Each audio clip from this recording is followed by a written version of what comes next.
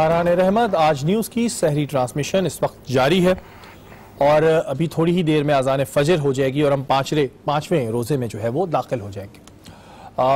रोज़ाना एक बात मैं कहता हूँ, लेकिन मैं बात इस वजह से रिपीट करता हूँ कि हम अपने बड़ों से सुनते आए हैं कि ये जो वक्त होता है ये बहुत अहम वक्त होता है।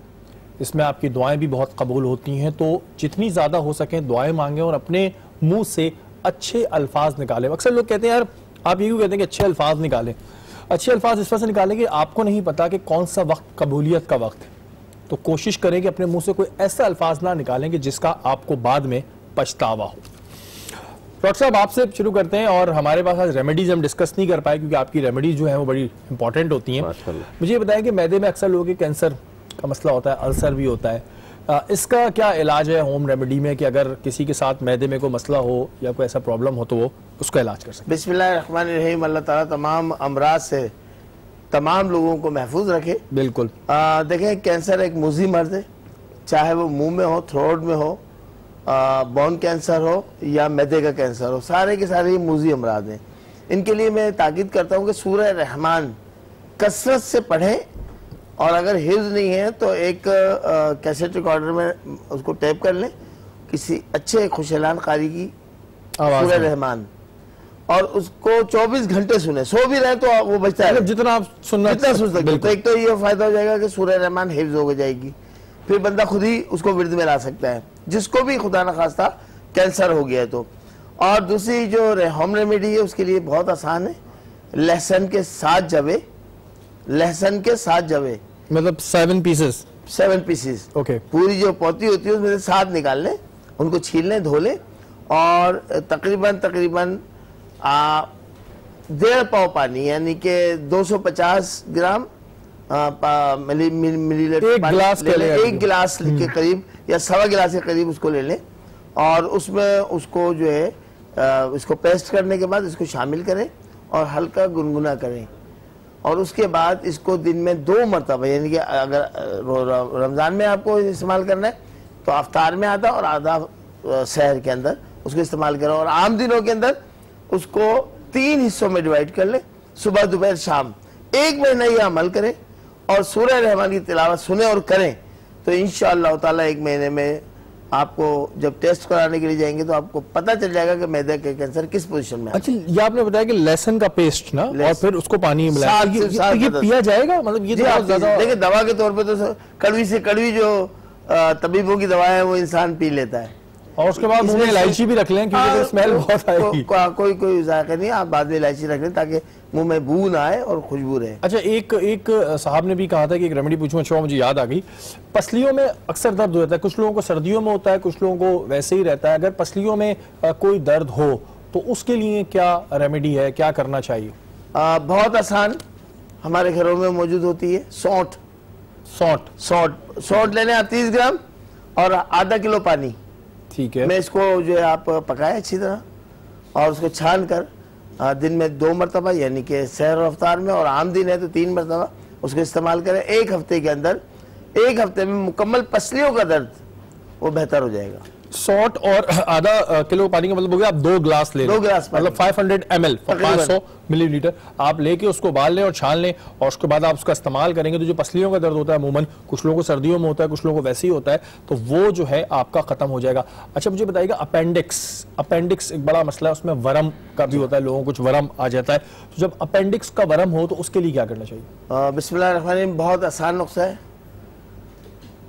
गाजर का कसरत से इस्तेमाल करें। गाजर अगर नहीं है, गाजर मिल जाती है, स्टोर की भी मिल जाती है, तो उसकी वो होगी तासीर होती है। अच्छा, जब आप एक आम को 1 महीना फ्रिज में रख के खा सकते हैं तो गाजर को भी रख के खा सकते हैं। और गाजर का जो होता है शरबत घर में बना लें, उससे भी होता है। अच्छा, गाजर को कद्दूकश कर लेते हैं, ठीक है, उस तरीके से, यानी कि अगर दांत बहुत ज़ईफ है, दांत हिल रहे हैं या तकलीफ है दांतों में, तो कद्दूकश करके गाजर को रख लें, तो उसका इस्तेमाल कसरत से करें तो इंशाअल्लाह ताला जो। अच्छा, इसका कोई ऑल्टरनेट नहीं है, हमारे पास गाजर नहीं है, सपोज नहीं मिल रही, फिर क्या करें? जो होम रेमेडी बताते हैं ना, वो हम बताते हैं आपकी किचन से। अच्छा, उसकी किचन से बताते हैं ताकि आपने कहा कि गाजर नहीं है, चलो सपोज, तो गाजर के बीज मिल जाते हैं, अच्छा, बीज वालों की दुकान में, मिल जाता है, उसका इस्तेमाल शुरू कर दें। ठीक है, मतलब ये इस वजह से मैंने पूछ लिया कि भाई लोग बड़ा कंफ्यूज होते हैं, बाद में फोन करते हैं, तो मैंने कहा पूछ लो पहले, मैं इनको कहाँ फोन करता फिरूंगा। अच्छा मुफ्ती साहब, आप मुझे बताएं कि हम बात कर रहे होते हैं फलाही कामों पे, हमने इसको भी डिस्कस किया कि हमारे यहाँ लोग बहुत से जो है वो फलाही कामों के नाम पे पैसा ले रहे हैं, और आपने इस चीज़ को बता दिया है कि वो अपने ऊपर खर्च नहीं कर सकते।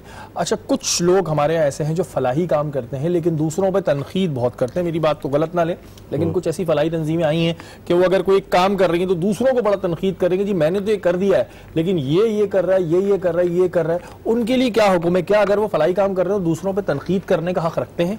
अच्छा, सबसे पहली बात कि हदीस पाक से हमें ये बात साबित होती है कि जब तुम नेकी का काम करते हो तो बात यह कि अगर आपने दाएं हाथ से काम किया है तो बाएं हाथ को खबर नहीं होनी चाहिए।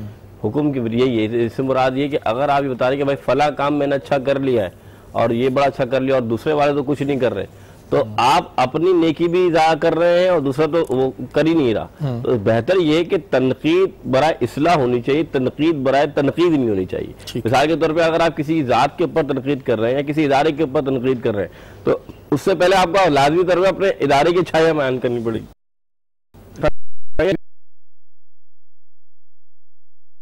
अगर उसकी बात करें या फिर जिस तरह उसकी इस्लाह हो सकती है वो रवैया वो तरीका अख्तियार किया जाए, लेकिन उर्फ़े आम में सबके सामने बात करना, लोगों के सामने उसकी बुराइयां करना, तो इससे मुराद ये हुआ कि आप अपनी अच्छाइयां जाहिर करना चाह रहे हैं और दूसरे की बुराइयां दिखा रहे हैं, तो इसको कहते हैं रियाकारी।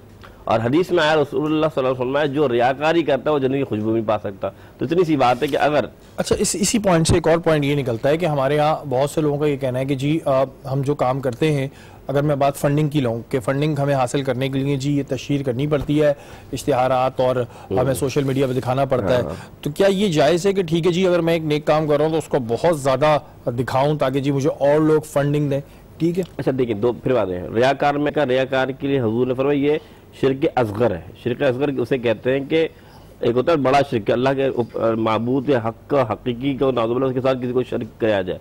इस तरह रियाकार जो है ना अपनी ज़ात को इसी ज़िम्मे में कि शिर्क के हुजूर की हदीस से साबित होता है कि शिर्क असगर है। लेकिन आपने जो बात कही ना कि अगर मैं किसी को नेकी दिखाता हूँ इस वजह से कि भाई ये नेकी ये देखेगा तो शायद मेरे साथ ताउन करेगा या मेरे काम में शामिल हो जाएगा। देखिए फिर वही बात आ गई जिसे कहते हैं ना कि इन्नमल अमालु, कि अगर आपकी नीयत साफ है ना कि अगर आप ठीक है नेकी में लोगों को मिलाना चाहते हैं तो ये तो ठीक है, लेकिन उर्फ़े आम में देखा जाए तो ये बहुत कम नजर आता है कि बंदा नेकी दिखाना चाहे, बल्कि वो ये चीज़ करके लोगों को बताना चाह रहा है कि मैं कितना अच्छा और दूसरे कितने बुरे हैं। तो अगर आपके अंदर ये फायदा, आपकी ज़ात में अगर ये बात है कि आप चाहते हैं कि लोग नेकी में ताउन करो, जैसे मैंने आपको सामने पहले ही आयत बयान कर चुका हूं मैं कि नेकी के काम में एक साथ एक दूसरे का ताउन करो, तो अब बात ये कि अगर वो ताउन इस वजह से कराना चाहते हैं कि नेकी काम बढ़ जाए, मिसाल के तौर पर अगर दस्तरखान पे या कहीं और लोग एक पानी की टंकी थी तो आज 4 पानी की टंकी है,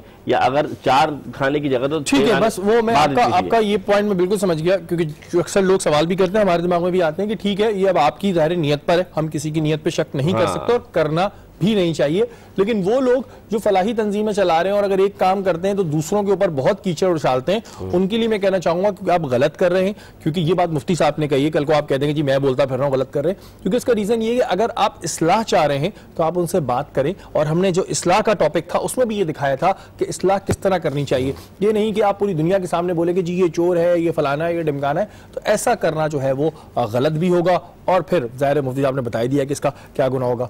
मुफ्ती साहब, रसूल अकरम सल्लल्लाहु अलैहि वसल्लम के दौर में इंसानी खिदमत के बहुत वाक़े हुए थे, बहुत ऐसी चीज़ें हमारे सामने आई, कोई वाक़या ऐसा बयान कीजिए जो रसूल अकरम सल्लल्लाहु अलैहि वसल्लम के दौर में इंसानी खिदमत का। अच्छा देखिए, सबसे पहली बात मेरे आका अलैहि सल्लम, आपको मालूम होगा कई वाक़यात हैं, लेकिन एक वाक़या जो मेरी नज़र से अक्सर गुजरता है तो हैरानगी भी होती है और खुशी भी बहुत होती है कि एक बूढ़ी औरत है मदीना मुनव्वरा से बाहर जा रही और बहुत सारा सामान है, तो रसूलुल्लाह सल्लल्लाहु अलैहि वसल्लम उसे देखते हैं कि ये कहाँ जा रही है।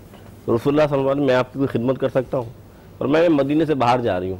हुजूर उसका सामान उठाते हैं और बाहर साथ लेके चल रहे होते हैं, और मैं देखो और हुजूर बातें भी कर रहे हैं। तो बूढ़ी औरत कह रही है देखो तुम कितने अच्छे हो, तुम कितने प्यारे हो, मेरी मदद भी कर रहे हो, और देखो एक मोहम्मद है, नाउज़ुबिल्लाह, लोग अब उनके बारे में ऐसे भी अल्फाज अदा हुए कि फरमाया कि देखो वो कैसा जादूगर है, जो उससे मिलता है वो उनकी बातों में आ जाता है, और तुम कितने प्यारे हो कि तुम कितनी मदद कर रहे हो, ना मुझसे कुछ ले रहे हो।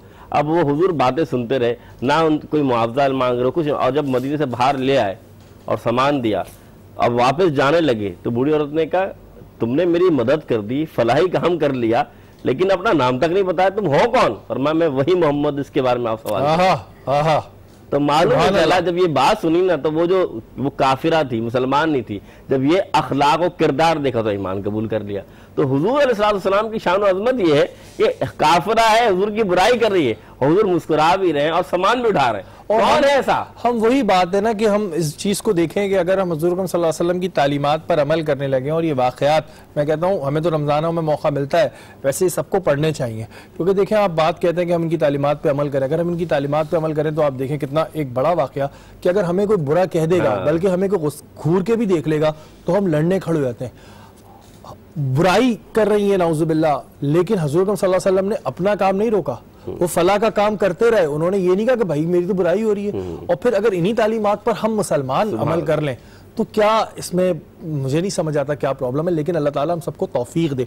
अच्छा मुफ्ती साहब, एक जहाँ पे फलाही कामों की बात हो रही है, वहां पर एक चीज ये होती है कि बहुत से लोग मरने के बाद अपने आज़ा डोनेट करते हैं कि मेरी आंखें या और जो आज़ा डोनेट हो सकते हैं, इसके बारे में क्या आप समझते हैं, क्या हुक्म है कि जो मरने के बाद अपने आज़ा डोनेट कर देते हैं? अच्छा, इसमें फ़ुक़हा का थोड़ा इख्तलाफ आता है कि कुछ फ़ुक़हा फरमाते हैं कि आज़ा डोनेट ना किया जाए। अच्छा। लेकिन कुछ फ़ुक़हा कहते हैं कि अगर किसी के यानी कि ये आपके आज़ा, जैसे हाथ है, पैर हैं या आँखें हैं, किसी के मोमिन या मुसलमान के काम आ जाती हैं, तो ये भी फलाही का या नेकी का जरिया बन जाता है, तो उसको उन्होंने जायज़ करार दिया है। मुराद ये है कि इससे मुर्दे को अजियत, जाहिर सी बात है उसकी आंखें निकल गई, तो लेकिन अगर वो वसीयत करके जा रहा है तो फिर तो जायज़ है। मैं यही कह रहा हूं, अगर वो वसीयत करके जा रहा है तो जायज़ है, इसका सवाब है, बिल्कुल सवाब है। जाहिर सी बात है, उसने एक बंदे को जिसकी आंखें नहीं, जिसको आंखें अता कर दी अल्लाह की तरफ से, एक बंदे के हाथ नहीं, जिसको अगर हाथ अता कर देगी अल्लाह की तरफ से, एक बात है। लेकिन इसमें फ़ुक़हा का इख्तिलाफ है, कुछ फ़ुक़हा फरमाते हैं कि ऐसा ना किया जाए, ये मैयत की बेहरमती है, लेकिन अगर मैयत खुद इसकी वसीयत कर जाता है तो फ़ुक़हा ने कहा कि ये जायज़ है। हाँ, मतलब वही वसीयत करने की बात है। अच्छा मुझे ये बताइएगा डॉक्टर साहब, अक्सर लोग जो हैं वो बेचारे अपने रंग कम होने की वजह से बड़ा परेशान रहते हैं। हमारी भी टीम में कुछ ऐसे लोग हैं जिनके रंग बड़े कम हैं, तो वो बोल रहे थे कि डॉक्टर साहब से पूछ लें कि कोई तरीका है, रेमेडी है कि रंग साफ हो जाए। अल्लाह तबारक व तआला ने हर इंसान को हसीन बनाया है, बेशक। आप रंगों की कैद हम लोगों ने डाल दी है, और उस चक्कर में आके हम ऐसी केमिकल वाली ब्यूटी क्रीम इस्तेमाल कर लेते हैं कि लाइफ टाइम के लिए फिर वो धब्बे छोड़ जाती है। तो जो अल्लाह ताला ने दिया उस पर सब शुक्र करें। और रेमेडी बता दें। रेमेडी मैं ये बता देता हूँ कि आप जनाब अली ग्लिसरीन ले लें, एक बॉटल, और एक अर्के गुलाब प्योर वाला, ठीक है, उन दोनों को मिक्स करें, 2 से 3 कतरे लेमन के डाल दें उसके अंदर, और हिला के उस बॉटल को रख लें। जब भी मुँह हाथ धोएं, जब भी आप अपना मुँह हाथ धोएं, उसके बाद थोड़ा सा लेके अपने चेहरे पे लगा लें। आपको किसी कोई ब्यूटी क्रीम लगाने की जरूरत नहीं है। 41 दिन के बाद आप अपनी रंगत देख लीजिएगा। बिल्कुल जी। और या नूरो या नूरो या नूरो का व्रत करें, इंशाल्लाह चेहरे पे बिल्कुल 41 दिन बाद जो है वो आपको अफाका होगा। तो जो हमसे पूछ रहे होते हैं कि ये पूछ लेना, उनके लिए है कि अगर आपकी रंगत से आपको प्रॉब्लम है तो आप इसका इस्तेमाल करें। आज की नशिस्त से हमने क्या सीखा? आज की नशिस्त से हमने ये सीखा कि फलाही काम ना सिर्फ ये है कि जो फलाही काम कर रहे हैं उनकी मदद करें, बल्कि आप अपने तौर पर भी फलाही काम कर सकते हैं। लेकिन वही वाली बात कि अगर आप फलाही काम कर रहे हैं तो आपकी नीयत में क्या है? आपकी नीयत में कहीं दिखावा तो नहीं है, आपकी नीयत में ये तो नहीं है कि मैं सोशल मीडिया पे अपने नंबर्स बढ़ाऊंगा। दूसरी बात यहाँ पर ये कि फलाही कामों के नाम पे जो लोग पैसे बटोर रहे हैं या जो लोग ये करते हैं कि जी फलाही काम के नाम पे आने वाली रकम को अपने ऊपर इस्तेमाल कर रहे हैं, इनके लिए एक बड़ा अजाब है, क्योंकि ये पैसा आपका नहीं। और देने वाले लोगों को भी ये सोचना चाहिए और ये देखना चाहिए कि आया वो पैसा किसको दे रहे हैं। कल इंशाअल्लाह ताला दोबारा मुलाकात होगी। अपने मेज़बान सैयद शहरियार आसिम को इजाज़त दीजिए। अल्लाह ने के बाद।